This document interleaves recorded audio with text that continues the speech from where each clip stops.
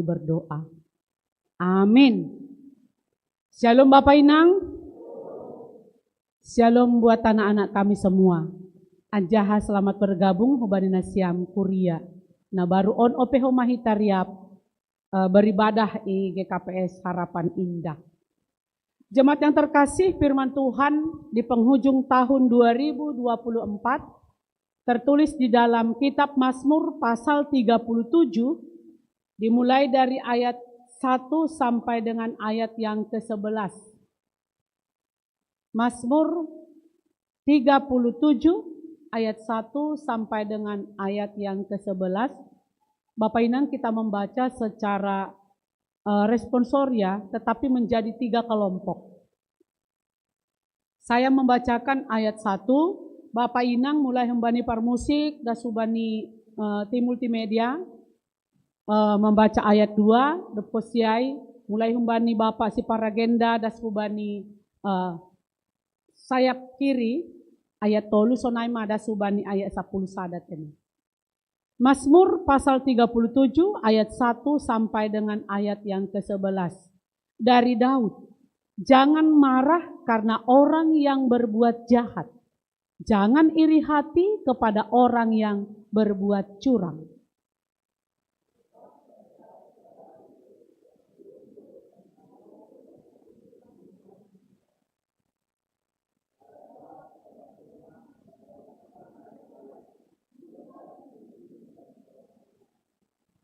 Dan bergembiralah karena Tuhan, maka Ia akan memberikan kepadamu apa yang diinginkan hatimu.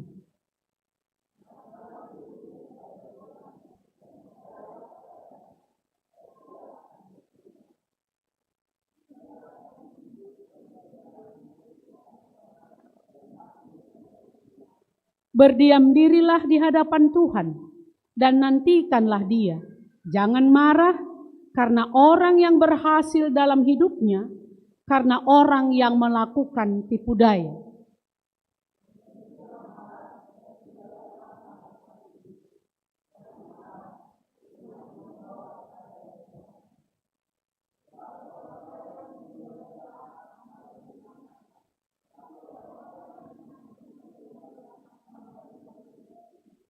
Karena sedikit waktu lagi, maka lenyaplah orang fasik. Jika engkau memperhatikan tempatnya, maka ia sudah tidak ada lagi.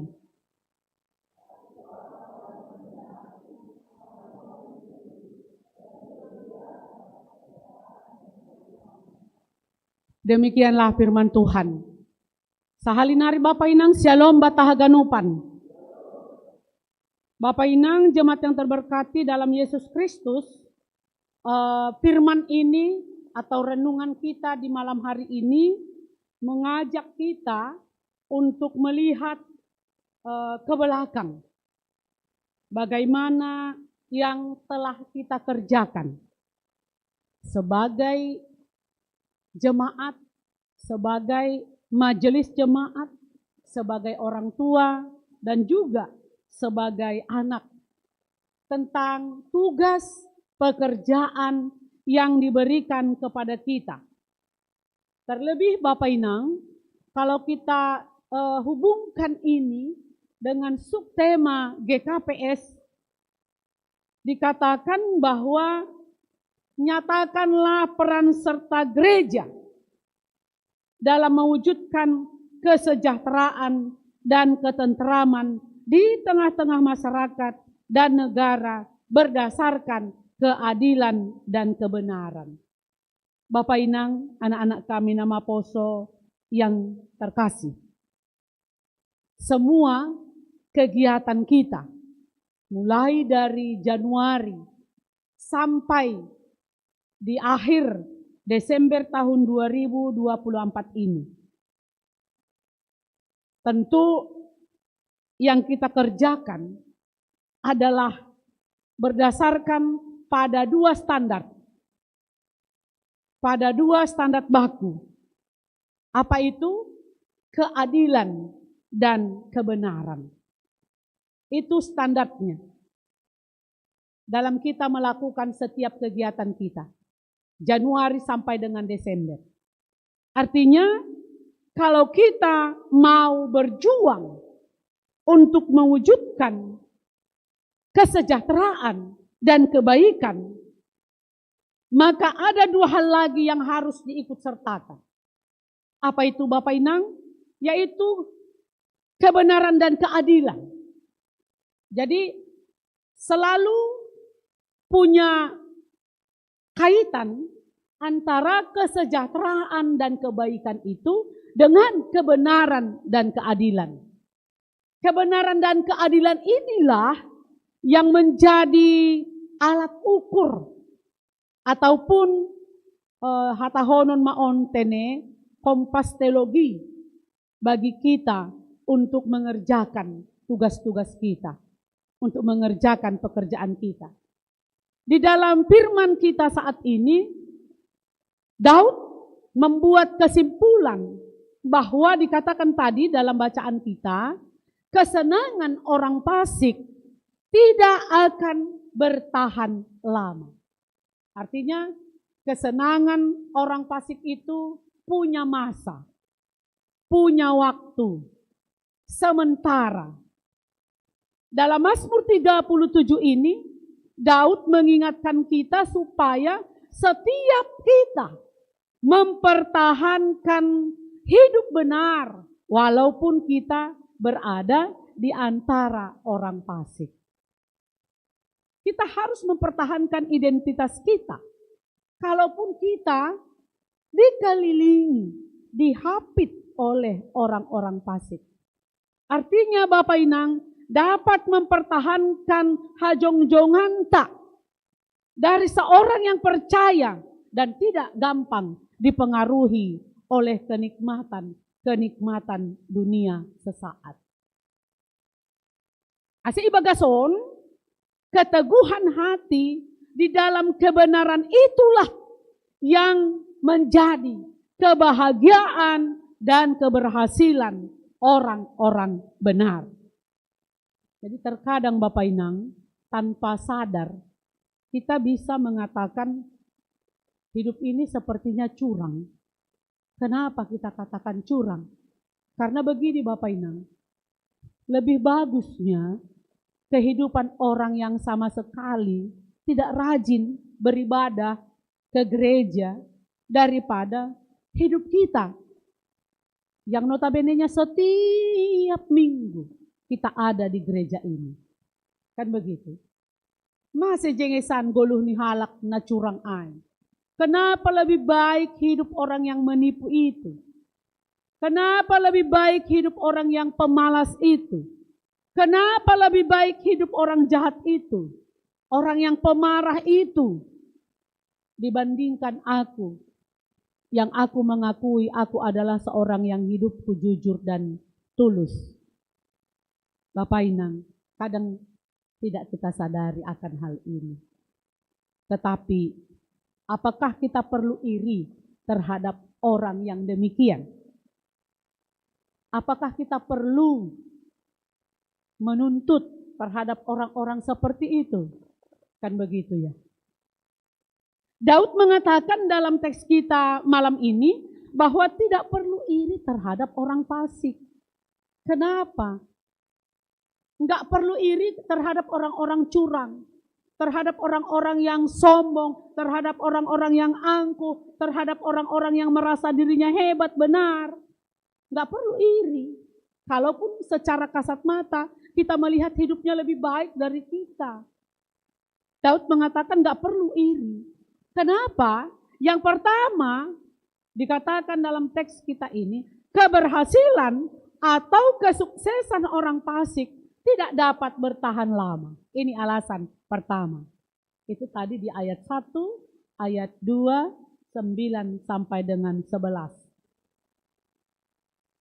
Mereka diumpamakan, di sini dikatakan seperti rumput hijau yang hari ini terlihat, mungkin besok sudah kering atau mati. Jadi kalau hari ini misalnya keberhasilan, kesuksesan kita tidak sebaik orang jahat, janganlah iri. Katakan aja, aku belum memiliki kesempatan. Maka jangan iri terhadap orang-orang demikian. Alasan kedua Bapak Inang, janganlah marah, tapi berdiam dirilah di hadapan Tuhan. Ayat 7 dan 8. Jangan marah, tapi berdiam dirilah di hadapan Tuhan. Jangan iri terhadap kelebihan orang-orang fasik. Jangan iri terhadap kehebatan orang-orang yang menipu. Jangan, karena akan memunculkan kemarahan. Dan kalau sudah marah Bapak Inang, maka itu hanya menuntun kita kepada kejahatan. Lalap mengut-nguti baga suhur. Magigi mau mengidahai, magigi mau mengidahai. Kan begitu. Iya. Jadi jangan terpancing dengan kemarahan. Atau kalau kita marah kepada orang curang yang menipu itu sama dengan membuang energi dan membuat kita gagal fokus terhadap tugas tanggung jawab kita yang seharusnya kita bisa melakukannya dengan baik, Bapak Ibu. Maka kan ada tertulis dalam teks kita di Alkitab kita. Jangan ulang sopak sundut mata di hari, lang mitop ringismu. Jangan sempat surut mentari, tetapi amarahmu belum bisa kau padamkan. Bahkan Daud mau mengatakan kepada kita bahwa marah itu membuat kita justru melakukan hal yang sama. Ikut-ikutan curang, ikut-ikutan menipu dan berbuat tidak jujur. Memang Bapak Inang, bisa kita terima kalau mereka lebih berhasil padahal mereka melakukan kecurangan. Bisa. Tetapi ingatlah bahwa ada hal yang tidak mereka dapatkan. Apa itu Bapak Inang? Dikatakan di sini, kebahagiaan dan damai sejahtera. Itu sebabnya dikatakan tadi, kecurangan itu punya waktu, punya masa. Seperti tahun 2024 ini. Menarik sekali tadi tampilan daripada panitia. Iya kan? Semua akan berakhir. Tidak kekal. Tidak dapat dipertahankan. Lalu alasan ketiga Bapak Inang, orang yang hidupnya berkenan di hadapan Tuhan akan menerima apa yang dia inginkan. Itu ada di ayat 3. Percayalah kepada Tuhan dan lakukanlah yang baik, diamlah di negeri dan berlakulah setia dan bergembiralah karena Tuhan, maka Ia akan memberikan kepadamu apa yang diinginkan hatimu. Serahkanlah hidupmu kepada Tuhan dan percayalah kepadanya dan Ia akan bertindak. Ia akan memunculkan kebenaranmu seperti terang dan hakmu seperti siang. Keinginannya sesuai dengan keinginan Tuhan. Keinginannya akan selalu mengarah kepada kehendak Tuhan sebagai sumber sukacita yang akan dia terima. Karena itu Bapak Inang percaya bahwa Tuhan telah menetapkan langkah hidup kita. Domai totapkon. Sudah ditentukan langkah hidup kita. Bukan mengatakan begini, oh kalau begitu setiap saat lancarlah bisnisku, lancarlah usahaku, lancarlah pekerjaanku, tanpa hambatan, mulus-mulus saja, enggak seperti itu juga. Kan begitu. Tetapi, kalaupun kita jatuh, tapi tidak sampai tergeletak, itu dikatakan ada di ayat 24 di pasal 37 ini. Artinya kita akan selalu bangkit. Karena memang hidup ini juga enggak mulus saja. Hidup ini selalu punya gelombang. Hidup ini selalu punya pergumulan. Selalu punya masalah. Tetapi orang benar, orang yang hidupnya benar di hadapan Tuhan, dia bisa jatuh tetapi dia akan bisa bangkit lagi. Karena apa? Karena Tuhan itu berpihak kepadanya. Mari kita lihat di slide berikutnya Bapak Inang. Lalu kalau demikian apalah yang bisa kita renungkan, kita pelajari dari pesan Daud di Mazmur 37 ini.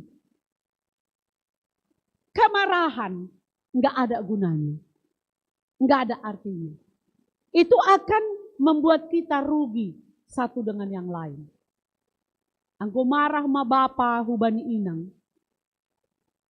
langmit terpuas bapa dah. Inang terluka, bapak yang marah itu juga terluka kok. Bahkan anak-anak juga terluka. Jadi imbasnya itu banyak. Mengena kepada sekeliling. Jadi memang marah itu perlu diperkecil. Kalau bisa dihilangkan. Bagaimana kita bisa menghilangkan itu? Ternyata hiduplah selalu di dalam kebenaran dan keadilan Allah. Ini standar tadi. Ini harus ada pada kita. Orang percaya harus mampu memanage, memperkecil kemarahan. Orang percaya harus semakin berharap kepada Tuhan, semakin memandang kepada Tuhan. Bahkan dikatakan di sini bergembira karena Tuhan. Kalau sudah bergembira karena Tuhan, maka dia akan selalu ingat menyerahkan jalan hidupnya kepada Tuhan. Menanti-nantikan Tuhan dengan sabar. Menanti-nantikan apa jawaban Tuhan atas doa-doa kita Bapak Ibu. Menantikan apa kata Tuhan atas rencana-rencana kita. Nantikan dengan sabar, artinya terus kerjakan seturut dengan standar firman Tuhan. Daud di sini mengatakan bahwa kemakmuran orang fasik hanya berlangsung sebentar, sesaat. Sedangkan berkat Tuhan bagi orang benar berlangsung selamanya. Inilah yang disimpulkan oleh Daud dalam Mazmur 37 ini Bapak Ibu. Dari ayat 1 sampai dengan 11. Di mana kemakmuran yang dinikmati oleh orang fasik itu hanya sesaat. Tetapi berkat Tuhan bagi orang benar akan berlangsung selamanya. Jadi tantangan batasonarion Bapak Inang, tantangan bagi orang percaya, kadang itu bukan menjalani kehidupannya ini dalam ketaatan. Melainkan tantangan itu menyaksikan hidup orang fasik yang justru mendapat kemudahan dan kesuksesan. Bisa enggak kita dipengaruhi itu? Kenapa? Apa salahku? Kurang apa lagi aku? Kurang rajin apa lagi aku? Kenapa aku mendapatkan hanya seperti ini? Lalu kenapa orang itu yang secara kasat mata selalu dilihat hidupnya itu sudah tidak benar? Tantangan Bapak Ibu, hati-hati kita. Jangan iri. Jangan juga menjadi tawar hati ketika hidup orang lebih baik daripada kita. Dan jangan kita membuat penilaian. Dia begini kok, aku begini. Jangan begitu. Biarkanlah Tuhan yang memberikan nilai dan penghakiman atas apa yang kita lakukan dan orang lain lakukan. Mazmur ini mengajarkan kita bahwa tadi dikatakan di sini orang fasik itu akhirnya akan dijatuhkan. Orang fasik itu akan kehilangan segala sesuatu yang telah mereka peroleh di dunia.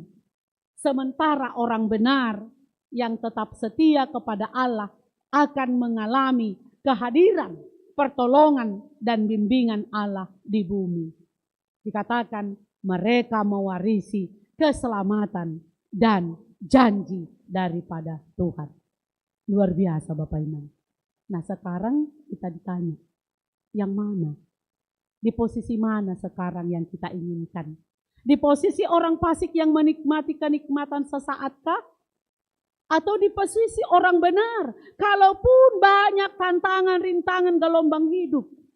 Namun di endingnya, dia mendapat kesejahteraan dan damai daripada Tuhan berpulang kepada kita Bapak Ibu. Dan itu juga menjadi perenungan bagi kita, di mana jam kita sudah jam 9:05. Artinya 3 jam lagi kita akan sampai tiba kepada tahun baru tahun 2025. Kita akan meninggalkan tahun 2024. Kita sudah banyak melihat kenyataan yang terkadang membuat hati kita bertanya, kenapa aku kurang seberuntung orang itu? Kan begitu Bapak Ibu. Kenapa aku tidak sebaik orang itu? Firman ini mengingatkan kita Bapak Ibu, supaya sebagai orang percaya tetap menyatakan hidup bahwa selalu ada jawaban Tuhan atas rencana-rencana kita. Firman ini juga mengingatkan kita supaya orang percaya tetap menyatakan hidupnya akan ada perubahan dari yang tidak baik menjadi baik kalau dia hidup benar di mata Tuhan.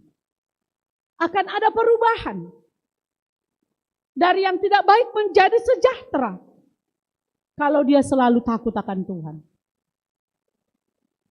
Dan tidak hanya di penghujung tahun 2024 ini Bapak Ibu. Demikian jugalah kita memasuki tahun baru nantinya. Kita tahu bahwa besok nanti 3 jam lagi nggak ada yang tahu siapapun di antara kita apa yang terjadi di sana. Itu pasti kita mengerti. Itu harus kita tahu. Itu harus kita pahami. Kita tidak tahu apa yang akan terjadi di sana. Tetapi walaupun demikian, sebagai orang yang hidupnya benar di mata Tuhan, maningon dohita setia, maningon dohita bersabar diri. Jangan gampang terpancing oleh bisikan duniawi. Hindarilah iri hati. Hindarilah marah. Hindarilah kebencian. Hindarilah kebohongan. Hindarilah kecurangan.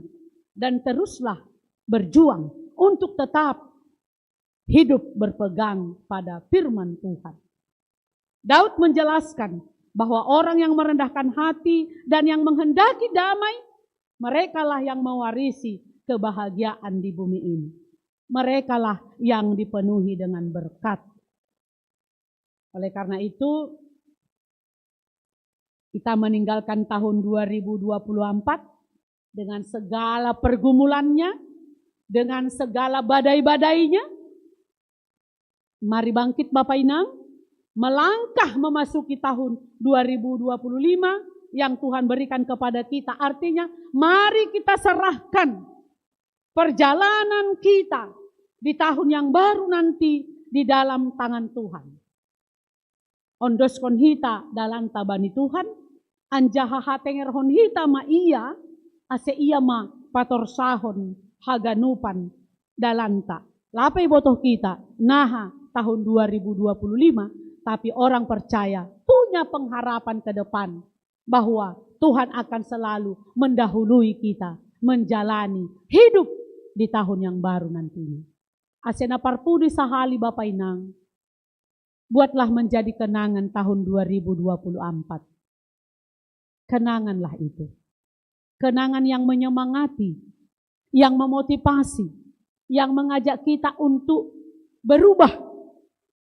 Kalau aku kemarin pemarah, 2025, bersabarlah aku. Kalau anak-anakku, kalau remaja, nama poso, tahun 2024 kurang rajin belajar. 2025, tingkatkanlah cara belajarmu. Kalau orang tua masih khawatir, cemas akan masa depan anak-anaknya, tahun 2025, marilah berpengharapan. Jangan kecut, jangan tawar hati, jangan iri terhadap keberhasilan orang lain. Tapi harus punya prinsip, kalau mereka bisa, aku juga harus bisa. Artinya ada semangat berjuang untuk memperbaiki kehidupan di tahun yang baru. Selamat mabataha ganupan Bapak Inang, sehat-sehat hita bani namandalani tahun 2025, tadi kon hita ma tahun 2024, ibagas pangarapan Tuhan do nama kasoman hita. Amin. Martonggo mahita. Terima kasih mabamu Tuhan.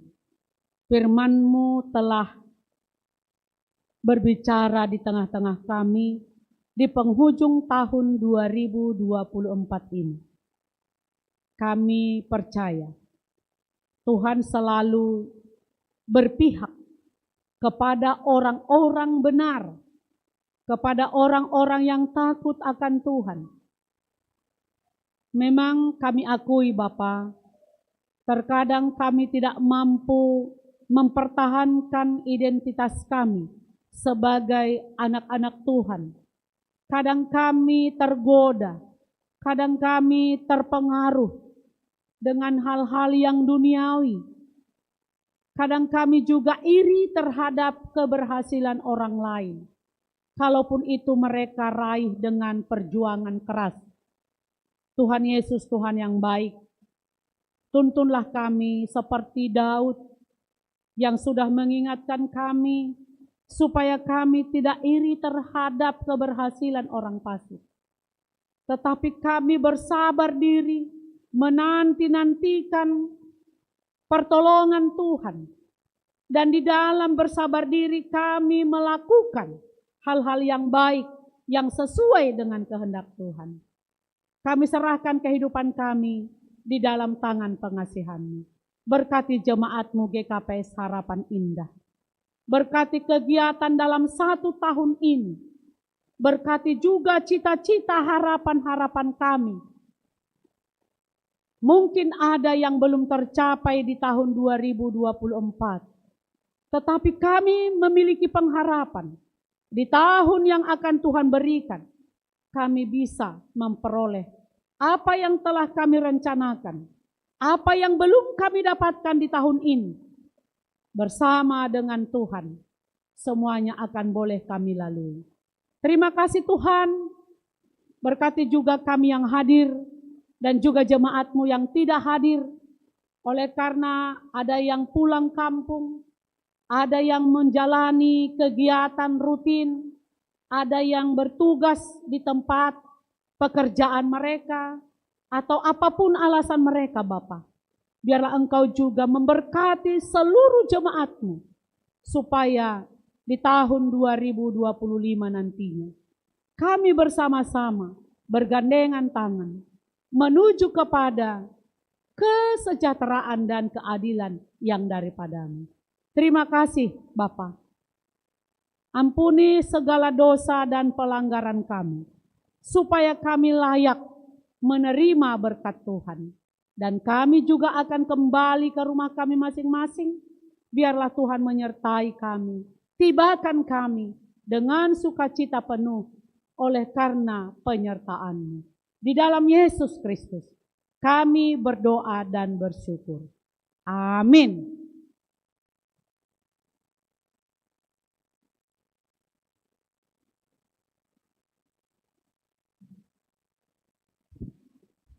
Sebelum kita mengumpulkan persembahan kita, marilah kita mendengarkan firman Tuhan yang menjadi dasar bagi kita untuk memberikan persembahan, yaitu yang tertulis dalam Mazmur 96 ayat 8. Berilah kepada Tuhan kemuliaan namanya, bawalah persembahan dan masuklah ke pelatarannya. Sekarang marilah kita mengumpulkan persembahan kita. Mari kita bernyanyi.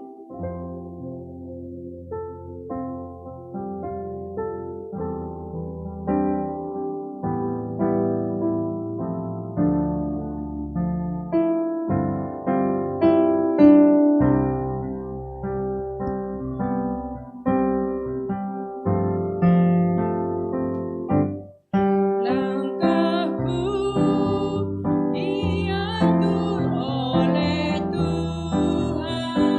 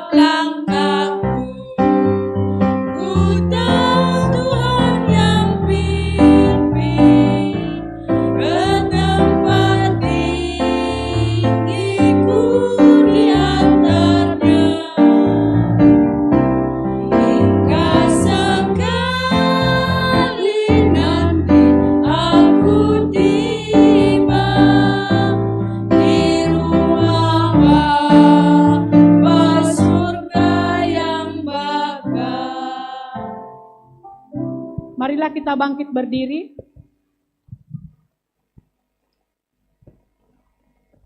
Kita berdoa untuk menyerahkan persembahan kita kepada Tuhan.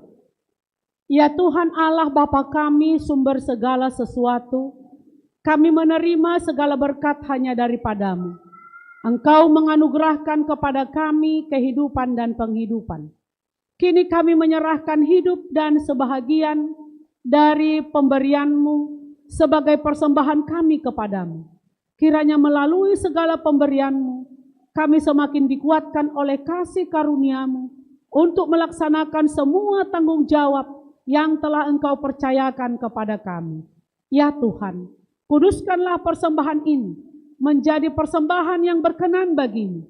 Berilah kami hikmat dalam mempergunakan segala pemberian dan berkat-Mu dengan segenap hati, pikiran, dan keberadaan kami, agar melaluinya kehendak-Mu semakin nyata. Di dalam nama Tuhan Yesus Kristus, terimalah ucapan syukur dan persembahan kami. Amin. Tiap langkahku diatur oleh Tuhan.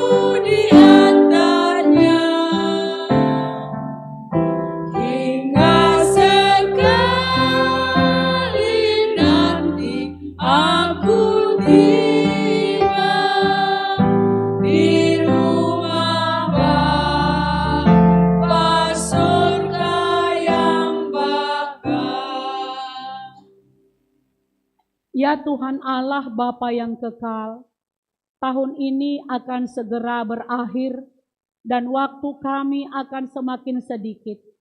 Ketika kami memperhatikan hari-hari yang telah berlalu, kami mengaku dan menyadari bahwa sesungguhnya tidak ada yang tetap dan abadi. Kasihanilah kami ya Tuhan, ajarlah kami menghitung hari-hari kami, supaya kami beroleh hati yang bijaksana menjalani kehidupan kami. Teguhkanlah iman dan pengharapan kami dengan Roh Kudus-Mu, supaya kami senantiasa hidup penuh dengan sukacita di tengah-tengah dunia ini. Kami memohon kepadamu di dalam nama anak-Mu, Yesus Kristus Tuhan kami. Amin. Bapa kami yang di sorga, dikuduskanlah nama-Mu, datanglah kerajaan-Mu, jadilah kehendak-Mu di bumi seperti di sorga. Berikanlah kami pada hari ini makanan kami yang secukupnya, dan ampunilah kami akan kesalahan kami, seperti kami juga mengampuni orang yang bersalah kepada kami. Dan janganlah membawa kami ke dalam pencobaan, tetapi lepaskanlah kami daripada yang jahat.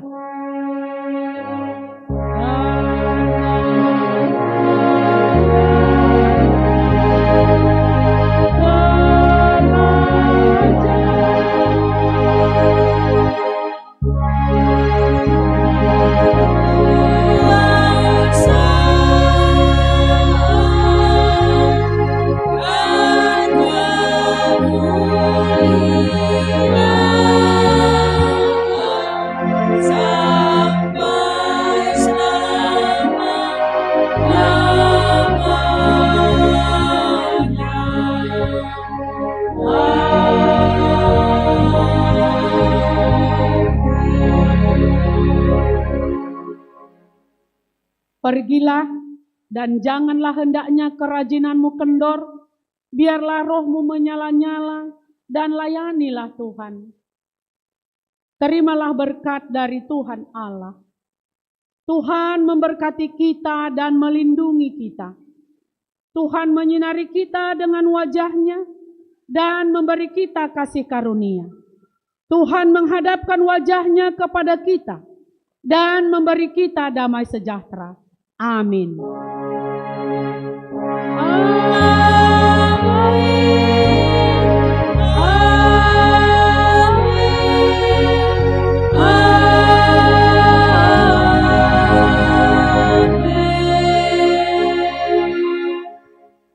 Jemaat dipersilahkan duduk kembali.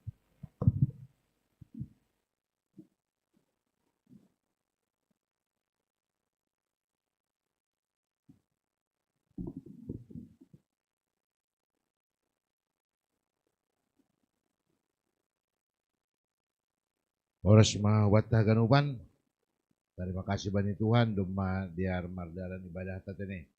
Jadi sebelum dasubani panitia Natal, tentu marsi salam-salaman kita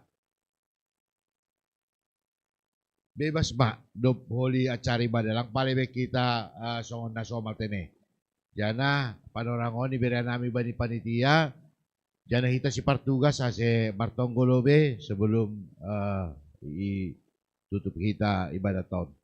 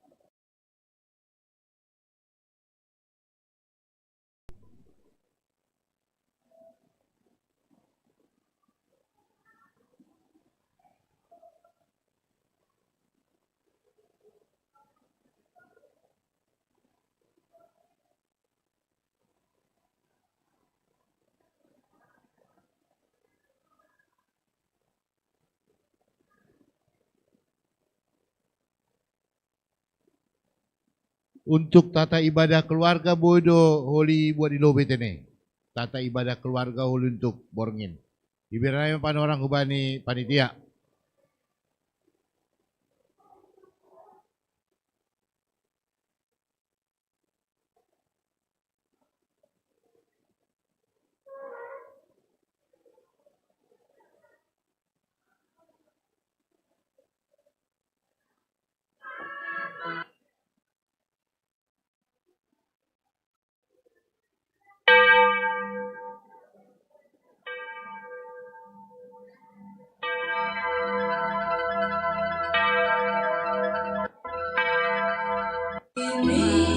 Ya, terima kasih. Shalom semuanya Bapak Inang dan semua nama Poso.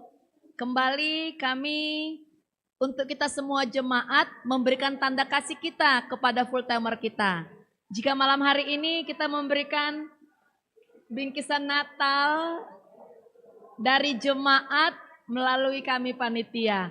Kepada Inang Bivo kami persilakan ke depan.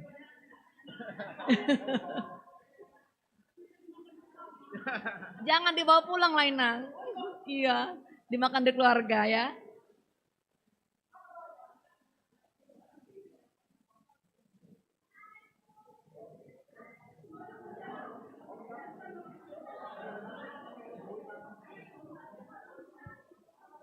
Selanjutnya kita akan masuk kepada acara cross kado. Kami minta pemuda kami yang keren, Andre Purba.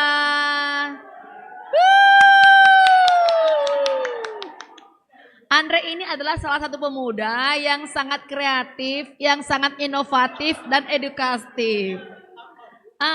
Kita di sini mau mengadakan cross kado ya, karena di antaranya pasti ada pemudanya. Nah, nanti nama-namanya kita panggil. Andre, coba sebelum cross kado, apa harapan Andre akan acara cross kado ini? Pokoknya apa aja deh boleh diceritain. Sambil panitia menyiapkan ininya, kadonya dibawa ke sini. Diwakilin aja, gak tahu mau apa. Andre cerita, ini kan kita mau cross kado. Tujuan cross kado ini menurut Andre apa ya? Menurut Andre, karena kita mau makan nih, ada makan malam. Ayo dipercepat yuk. Oke. Shalom Bapak Inang, Pak Konama Poso. Kita nih habis ini ada makan-makan, tapi kita nih akan ngejalanin cross kado. Pasti Bapak Inang ada yang nanya kan, cross kado ini fungsinya apa sih? Jadi di sini cross kado ini untuk lebih mengakrabkan kita semua gitu. Jadi kita di sini nggak lihat berapa harganya, intinya pada bawa aja, kita bisa saling bertukar kado. Kayaknya segitu aja. Udah, ada lagi, apa lagi yang mau diomongin? Oh, oke. Yang manggil siapa? Ya udah. Tiba-tiba ya.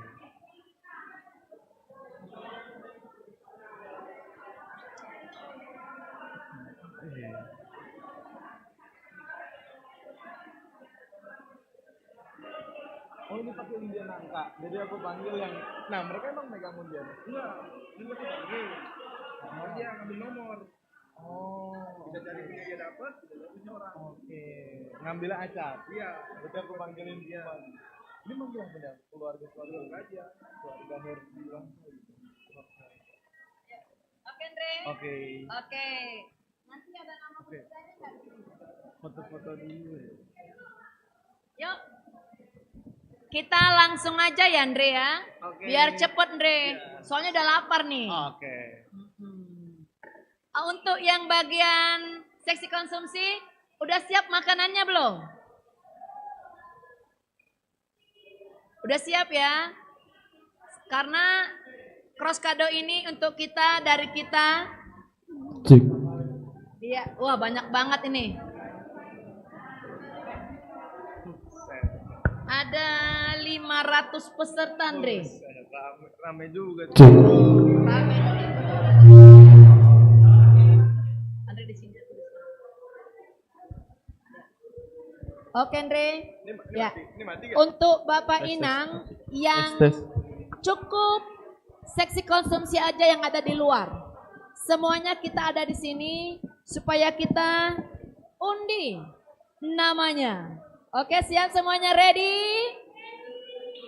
Apapun hasilnya itu adalah yang terbaik.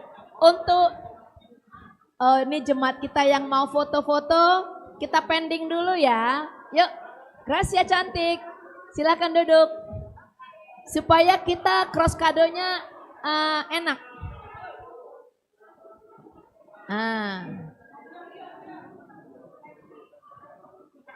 Yuk, kita lihatin dulu ya yang fotoan yuk. Kita tungguin yang fotoan.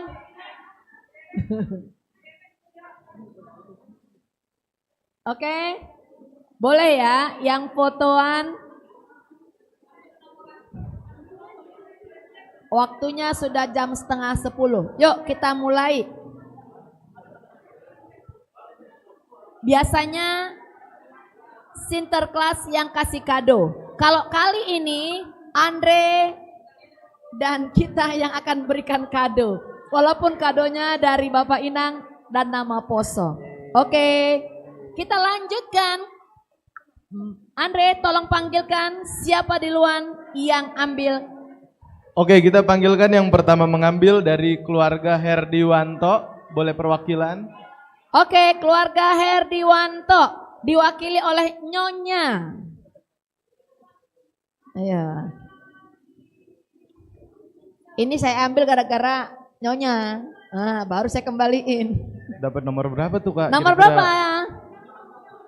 14. Weh, Ya ini. boleh, Tepuk boleh. tangan. Tepuk tangan, tepuk tangan. Tolong dong dokumentasinya Bang Marcel. Bang Marcel nomor 14. Tolong. Iya. Oke, serah terima dulu, serah terima. jangan. Cheese.